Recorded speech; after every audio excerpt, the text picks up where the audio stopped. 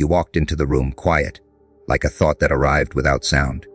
They were busy rattling their trophies, expecting noise to drown you out. They wanted volume, flash, a contest of who could shout the loudest. Instead, your mind moved through the mess like a blade through silk. You listened, you indexed. You answered with a single sentence that rearranged the whole argument. The room paused because it had never had to think so fast. Conversations since then have had holes where your presence carved sense. That silence felt like an accusation to them. They had been winning at a game that rewarded bluster, and you showed a different rule set. Intelligence makes no apologies. It simply reorders the furniture. Once the air cleared, they realized they were missing something rare. Your quiet made the room feel smaller and more honest. That made them uncomfortable and curious at the same time. Curiosity will bring people to you. Discomfort will make them lie about you. Learn to hold both without flinching. Your mind shut the room down, and now they know you are not ordinary. When the lights in the discussion dimmed, it was not because anyone turned a switch. It was because your clarity removed the need for noise. You have a way of seeing the shortest path through confusion. You can smell the weak premises and tenderly cut them away until only what matters remains. People who run on applause think this behavior is rude. They confuse economy of thought with arrogance. They fail to see that brevity with truth is a kind of mercy. You did not perform to make them small. You simply offered a cleaner map, and they realized they had been lost. The psychology is simple. The louder the person, the more they fear being shown a shorter road. If you want to keep your advantage, keep refining how you think. Work in silence. Sharpen in solitude, and speak only when your words change the room. They will call that special, but you will know it as practice paid in patience. There was a moment when they tried to recover by talking over you. They smiled like performers at the end of a trick. They hoped to reclaim the stage with louder rhythms. You let them play while your mind recorded patterns like a quiet spy. You watched how they flattered, how they misdirected, what fed them. Later you used the same data to dismantle a claim another had made. The room smelled of surprise. The tricksters were exposed by their own script. This is a lesson. Intelligence is patient enough to gather ammo from the very mouths that think themselves clever. They think you make enemies because you reveal truth. In truth, you make enemies because you make masks fall off. When someone laughs too loud at your being right, note it. Their laughter will teach you how they bend reality. You become more dangerous when you can predict the punchline before they say it. You will notice how they orbit afterwards. Some people will orbit like moths, drawn to whatever light glows, hoping to borrow your heat. Others will circle like wolves, angling for a weakness they can exploit. When your IQ shuts down the room, it creates a spectrum of reactions. Those who feel small pretend to be indifferent. Those who feel threatened raise their voices.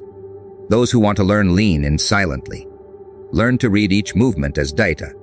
Keep a ledger of who comes close when you rise and who crosses you when you are absent. People reveal their values through proximity. Your intelligence gives you the chance to choose carefully. Choose allies who study, not spectators who clap. The room that recognizes your skill will also test your heart.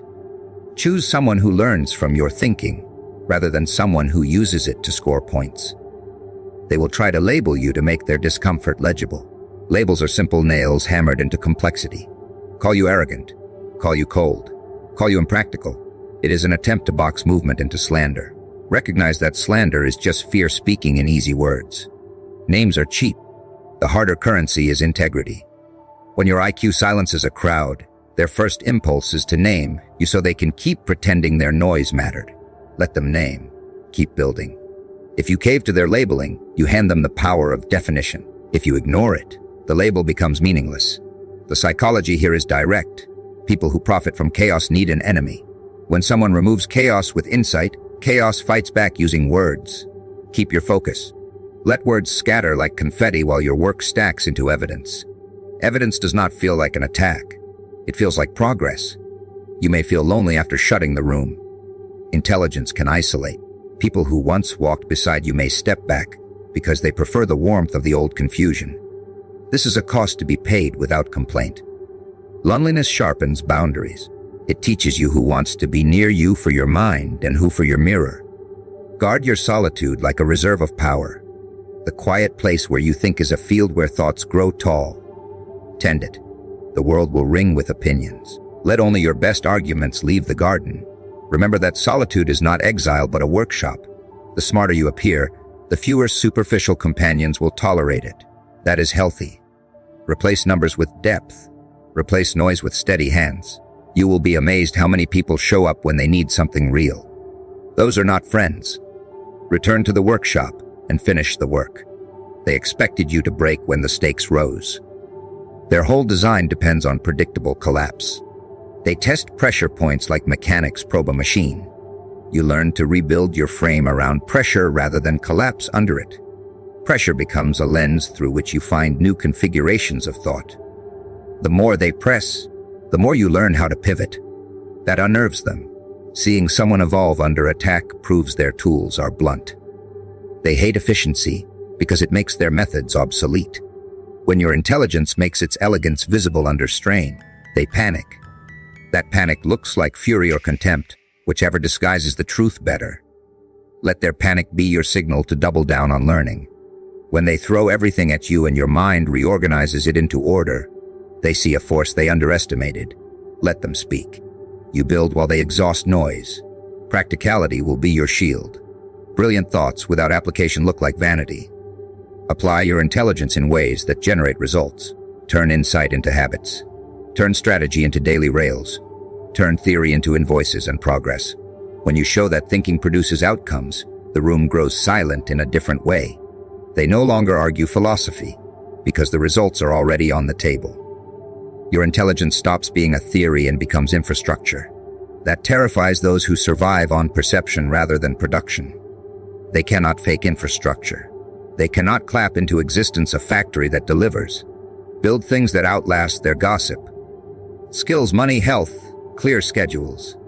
These are the quiet trophies that cause people to hesitate when they speak about you. They will feel the gap and they will be ashamed to mention it. You must practice mercy with your clarity. There is a small cruelty in always proving others wrong. Intelligence can be used to cut or to teach. The villain voice inside you loves the cut, the public dismantling that makes them smaller. But high intelligence chooses to build as well as expose. Offer a guiding word now and then. Teach what you can. People who benefit from your lessons rarely become threats. The true toxins are those who seek only to use your mind as a mirror for their insecurity. Let them. Your job is to act with precise intent. Decide when to instruct and when to withdraw. When you correct for the sake of growth, you expand the room. When you correct to humiliate, you shrink it into enemies. Use your mind to create allies as often as you use it to disarm enemies. Celebrate the strange hush that follows your best moves. That hush is a badge. It means you forced evaluation rather than emotion. You made people weigh facts rather than follow gossip. That is rare. Most are content in ritual and rumor. You are a threat to ritual. You demand a different currency. Currency that buys better choices, not loud allegiance. When the room lapses into hush after you speak, notice who stays in awe and who flinches. The ones in awe will learn. The ones who flinch will make enemies out of you for no reason other than their lack of courage. Keep the hush. It is a fertile silence. Plant knowledge there. Let wisdom take root. The next time someone talks big, you will have the quiet to point to, and the evidence to prove your point without drama. They whisper about your intelligence as if that alone explains their unease, but the truth runs deeper. They do not truly fear your intellect, because intellect by itself can be dismissed as trivia, calculation, or clever games. What rattles them is the way your clarity slices through the fog they've built around themselves. You do not just know things. You reveal what their excuses cannot hide. You turn the mirror so they see the lies they tell themselves, and that exposure burns. They live in carefully constructed illusions, stories where they are victims, heroes, or masterminds. Your presence dismantles those roles with surgical precision. They fear not your mind as an object, but what your mind forces them to confront in themselves. That is why they avoid your gaze, why they twist your name, why they brand you cold. They would rather destroy you than face the reflection you force them to see. Delusions are comforting. They keep people safe in rooms where growth is optional and responsibility is avoided. They tell themselves they are good enough, smart enough, strong enough, when they've stopped moving years ago. You walk in, speaking with clarity, and suddenly the false comfort they've protected for so long begins to crack. You are not attacking them, but your truth sounds like an attack to ears addicted to lies. They hate that you remind them of their wasted time, their abandoned discipline, their hollow victories. That is why they turn on you with accusations. They say you think you're better, when really you are only refusing to drown in their illusions. Their fear is not intellectual. It is existential. You show them what they could have been and what they chose not to be. That is the shadow that haunts them whenever you speak. You must see how they respond when their illusions are challenged. At first, they laugh. Mockery is their shield, an attempt to make your clarity look ridiculous. If that fails, they grow defensive, raising their voices, layering justification upon justification, hoping to bury the truth under noise. And when neither laughter nor noise works, they move to the final weapon, discrediting you. They twist your name, question your motives, and try to turn others against you. None of this is about who you are.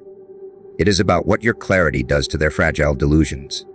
They cannot afford to let others hear you unfiltered, because then the cracks spread wider. The smarter you remain in your composure, the more violent their smears will become. But the violence is proof that the reflection you held up was too sharp to be ignored. The psychology is brutal. People cling to illusions the way drowning men cling to wood. The illusion is not just a story. It is their survival, even if false. You come with clarity, and suddenly that illusion is threatened. They do not see truth as freedom. They see it as death. Death of the ego, death of their image, death of the role they've played in front of others. That is why they lash out, why they fear you, why they cannot sit still when you speak. They are not fighting you. They are fighting for their survival inside a cage they built themselves. The clarity you bring becomes the storm they think will drown them, when in reality, it is the water that could wash them clean. But they refuse, and so they drown in denial instead. Your clarity is not cruel. It is direct. It doesn't pad the edges, it doesn't sugarcoat, and that is why it slices.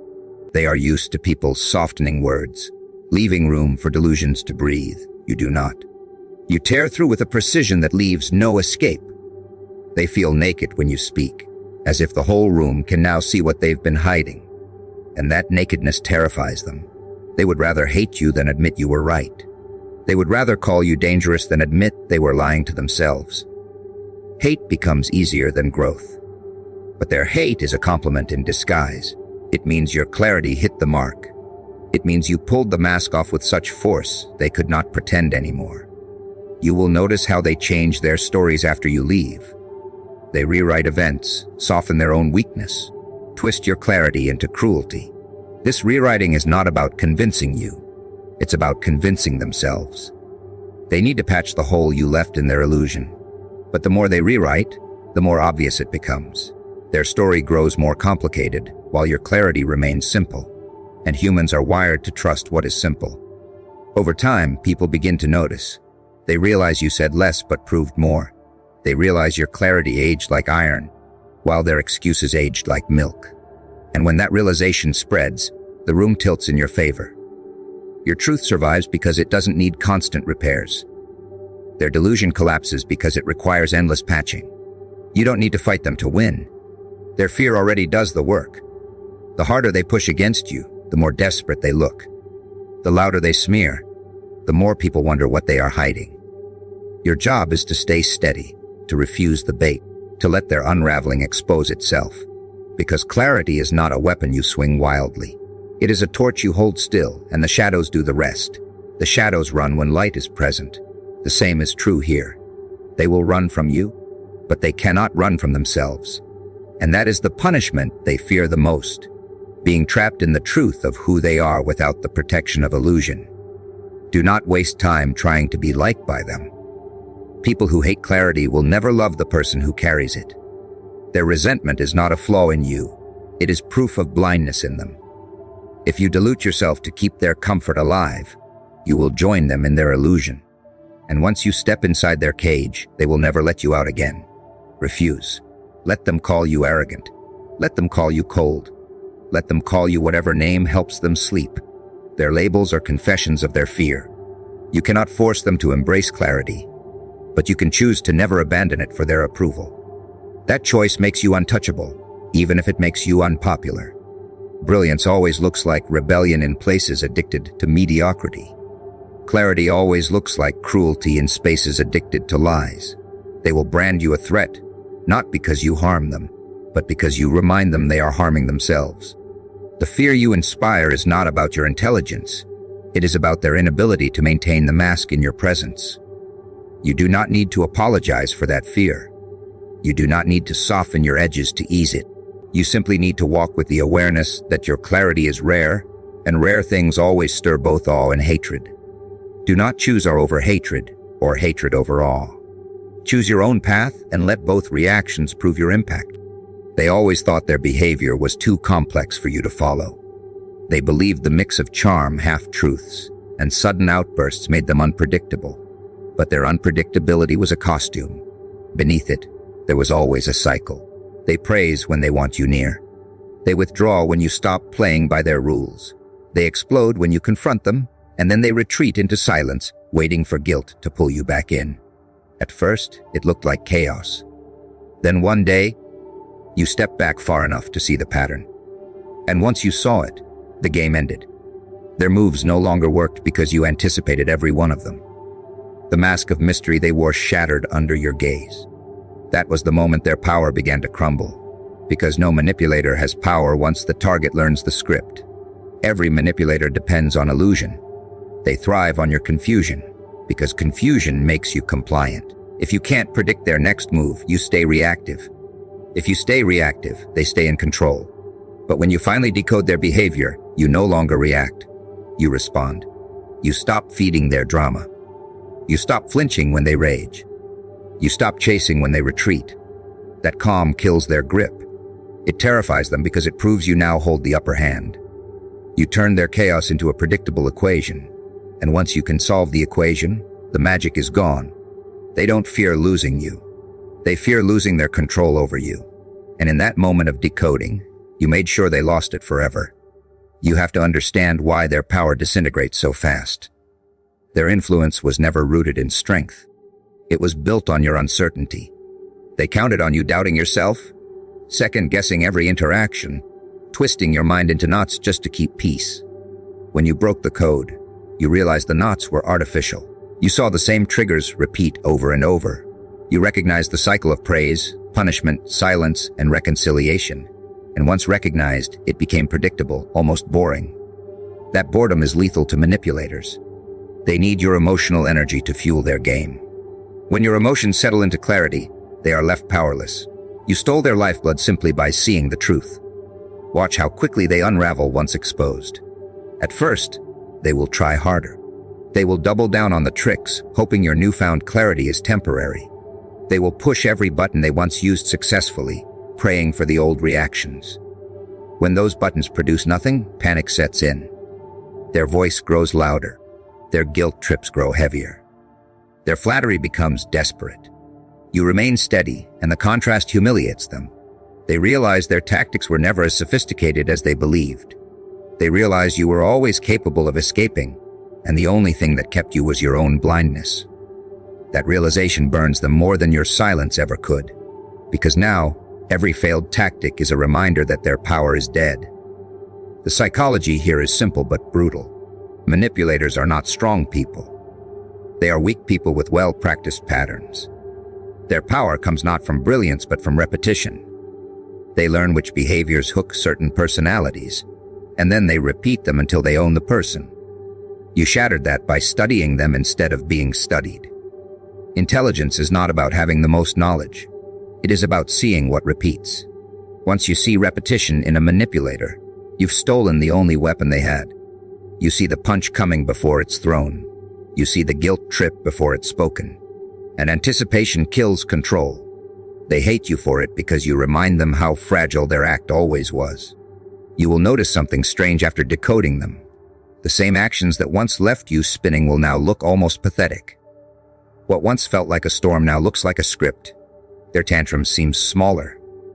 Their silent treatments look childish. Their manipulation begins to look less like control and more like desperation. That shift in perception is everything.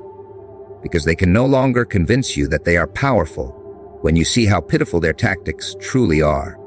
You stop respecting the drama. You stop fearing the silence.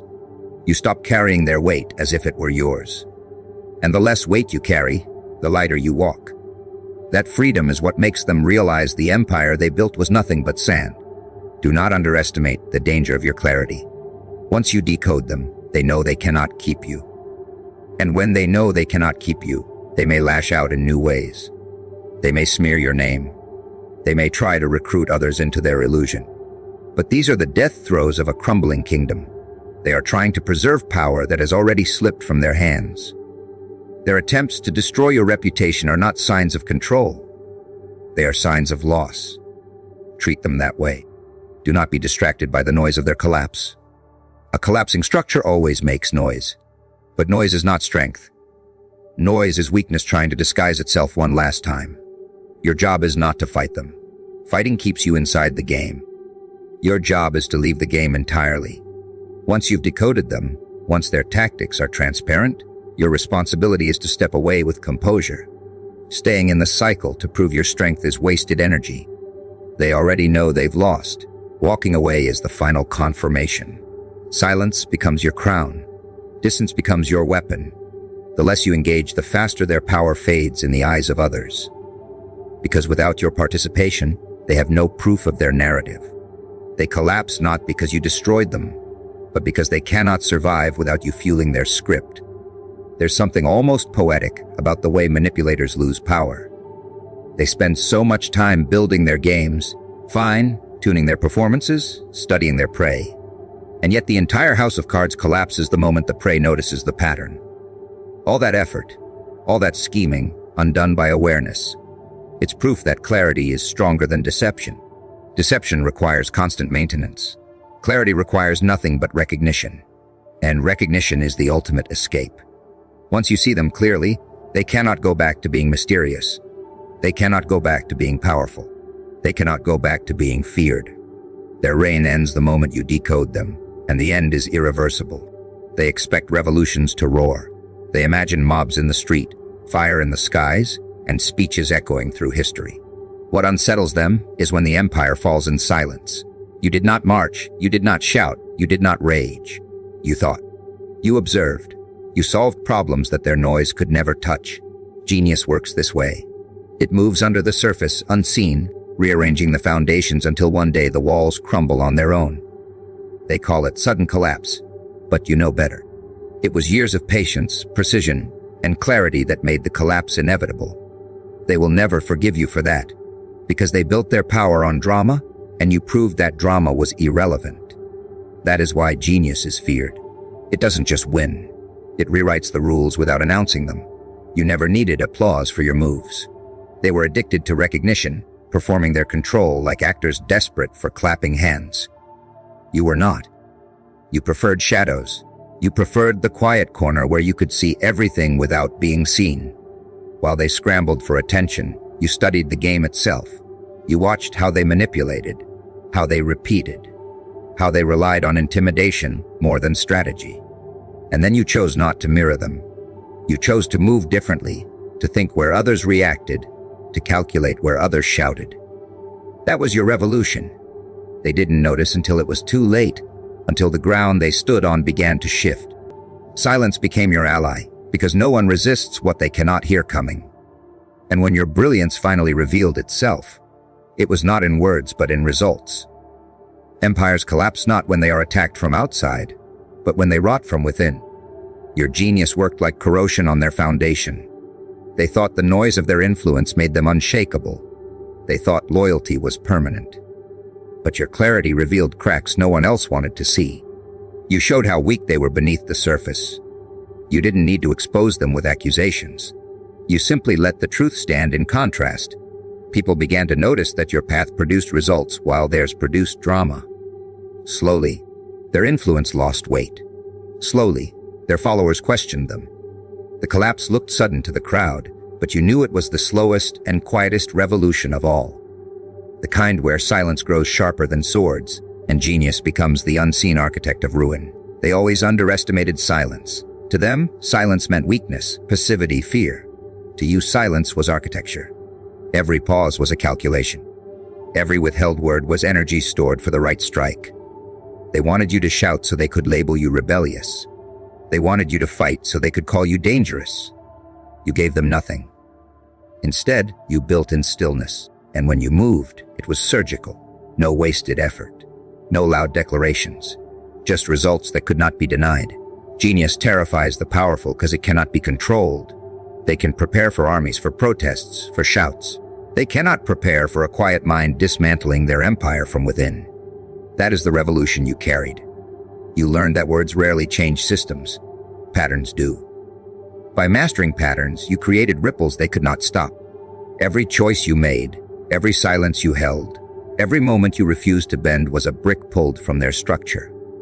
They thought they were eternal, but nothing eternal can survive the precise touch of genius. And you didn't need followers to confirm your power. You didn't need the crowd to cheer for validation. Revolutions built on noise need the audience. Revolutions built on intelligence do not. That is why yours will endure. Because it was not staged for spectacle. It was built for permanence. And permanence is the kind of victory that does not fade when the shouting dies.